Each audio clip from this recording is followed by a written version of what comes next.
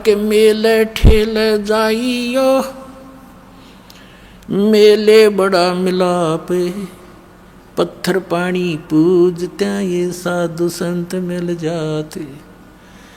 अपना आत्मा पहले तो परमात्मा आए थे 600 वर्ष पहले, 600 वर्ष पहले, और 120 वर्ष रहे। एक ही दिन में हजारों स्थानों पर प्रकट होकर के अपना प्रचार किया करते थे। एक सिद्धि बहुचोल्य धार है, एक सिद्धि है बहुत रूप बना लेती है। पुणात्मा परमात्मा से प्राप्त शक्ति से भी कुछ सिद्धियां किसी व्यक्ति में आ जाती हैं। जैसे हम सुना करते थे कि एक महात्मा ने वहाँ कहीं आश्रम बना रखा था, झोपड़ी में रहता था। क्या बताते थे कि उस महात्मा को कुछ देखा कि एक दिन वो उस घर में वहाँ भी थे, उस गांव में भी इस टाइम थे जहाँ जाना असंभव था। दूसरा तीसरा बताता था कि मैंने वहाँ भी देखे थे ये महात्मा उस दिन इस समय वहाँ पर थे, हमारे यहाँ जो वो इकट्ठे होते थे। तो कहने का भाव ये है कि परमात्मा से प्राप्त हल्दी की गांठ से भी कोई पंसारी बन जाता है, और परमात्मा में तो असंख्य सिद्धियाँ हैं ऐसी ऐसी।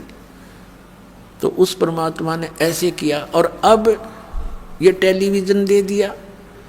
अब इसके कारण से अपने बच्चों को समझा रहे हैं।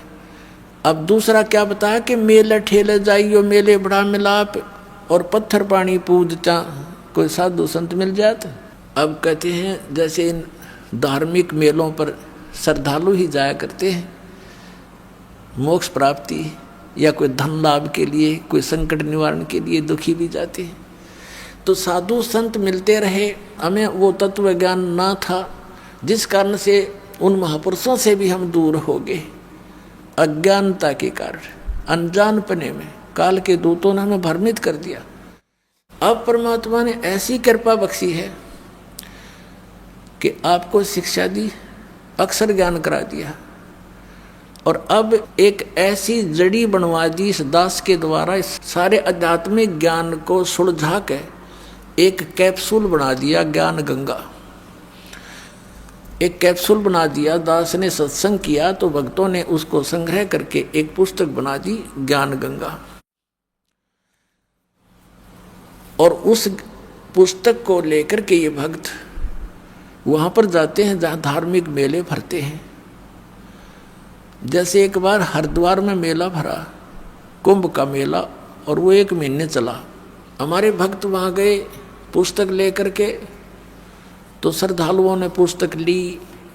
कुछ जो जिनकी रोजी रोटी चल रही थी उन्हीं स्थानों से, उन्होंने विरोध किया, भक्तों के साथ भी दुर्व्यवहार किया।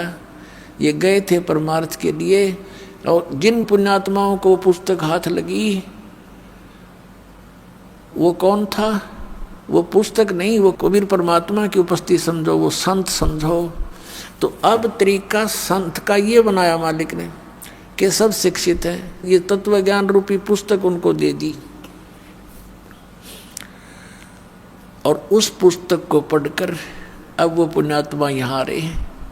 कोई मथुरा में गया था फेरी लाने, वहाँ भगत पहुँच के परमात्मा के बच्चे अपने भाई बहनों को जगाने के लिए उनको पुस्तकें दी। वहाँ भी वहाँ के जो ठेकेदार बन रहे हैं, उनकी दुकान चल रही है, वहाँ भटकने वालों से पैसे ले लेकर अपना निर्वाह कर रहे हैं, दुनिया को भ्रमित कर रहे हैं। आप भी नरक में जा रहे। उन्होंने विरोध कर दिया, पकड़ो पकड़ो इनको। फिर वहाँ से भाग गए बेचारे। ऐसा जुल्म कर रखा है इन अज्ञानियों ने। अब इतना शिक्षित समाज है फिर भी उन्हीं के भ्रम में भरे पड़े हैं। फिर ऐसी जगह जगह पर जाते हैं उनको समझाने के लिए। उद्देश्य इनका कोई स्वार्थ नहीं है, परमार्थ के लिए जाते हैं, अपनी स्वेच्छा से जाते हैं कि हम दुखी थे, ये भी दुखी हैं, इनको ज्ञान नहीं, इस तत्व ज्ञान से ये सुखी हो जाएंगे, इनके बच्चे भी सुखी होंगे, इनका जन्म मरण का रोग भी कटेगा। इस उद्देश्य से जा रहे हैं। तो कहते हैं मेले ठेले जाइयो, मेले बड़ा मिलाप, और पत्थर पानी पूजते हैं या ज्ञान गंगा मिल जाते तो बेड़ा पार हो जाएगा आपका। पुणात्मा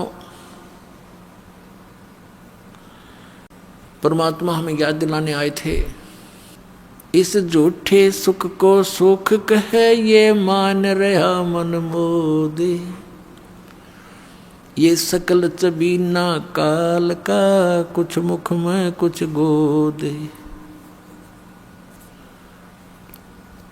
परमात्मा बताते हैं कि झूठे सुख को भी आप सुख मान रहे हो, और ये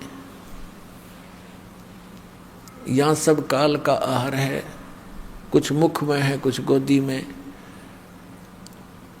अब परमात्मा ने बताया कि जिसको तुम परमात्मा मान रहे हो, परमेश्वर कबीर जी कहा करते थे कि जिसको तुम भगवान मानते हो ये भगवान नहीं है। श्रीमद् भगवत गीता अध्याय नंबर 15 के श्लोक नंबर 1 से 4 में, 16 और 17 में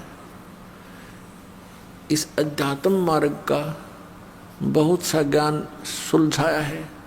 अपने आत्माओं, ये जो तत्व ज्ञान रूपी जड़ी दास आपको दे रहा है, सत्संग सुना रहा है, इसी के आधार से यह पुस्तक बनी है। पहले भक्ति सौदागर को संदेश बनाया था 2 भागों में, फिर उसी को एज इट इज है वो नाम बदलना पड़ा, क्योंकि भक्ति सौदागर पुस्तक को सुनकर ये नकली डेरे वाले बिदकन लग गए कि यह पुस्तक नहीं लेनी है, ये पुस्तक नहीं लेनी है, तो बच्चा नाम बदल लिया कि अपनी जड़ी ये पहुँच जा भक्ता के तक। तो ये एक ऐसा ज्ञान सुलझा दिया। कबीर परमात्मा कहते हैं, कहा है मालिक ने कि 9 मन सूत उलझिया ये ऋषि रहे जखमार, और सतगुरु ऐसा सुलझा दे उलझा ना दूजी बार। अब ये ज्ञान ऐसा सुलझा दिया, इस कलयुग में नहीं उलझेगा।